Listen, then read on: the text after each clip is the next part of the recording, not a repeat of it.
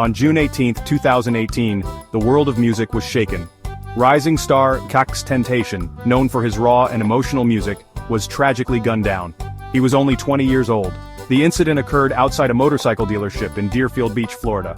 It was a robbery gone wrong. XXXTentacion, whose real name was Jose Dwayne Onfroy, was a controversial figure. He had legal troubles and a complex personal life, but his music resonated with millions. His death was a huge loss for his fans, his family, and the music industry. XXXTentacion's music was often dark and personal. He wasn't afraid to sing about his struggles. He connected with listeners on a deep level. His songs were filled with pain, anger, and vulnerability. They reflected the realities of many young people today. His death left a void in the music world. The search for his killers began immediately. Police worked tirelessly to bring those responsible to justice. The investigation led them to Dedrick Williams, Michael Boatwright, and Trayvon Newsom. These three men were arrested and charged with XXXTentacion's murder. The trial was highly publicized. The world watched as the details of XXXTentacion's final moments were revealed. The evidence was overwhelming. Security footage showed the suspects at the scene. Witnesses came forward to testify. And finally, after a long and emotional trial, the verdict came in. The jury found all three defendants guilty. Dedrick Williams, Michael Boatwright, and Trayvon Newsom were convicted of first-degree murder. They were also found guilty of robbery.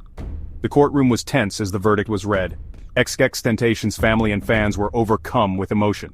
Justice had been served. In April 2024, the three men were sentenced to life in prison. They would spend the rest of their days behind bars. It seemed like the final chapter in this tragic story had been written. But Dedrick Williams wasn't done fighting. He maintained his innocence. And his lawyer, Mauricio Padilla, had a shocking new theory. Padilla believed that the real killer was still out there.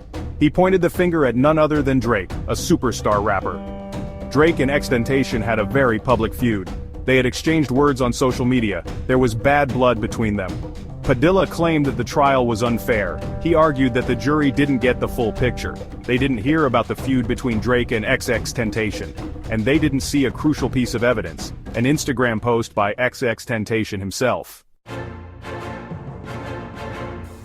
The Instagram post sent shockwaves through the internet.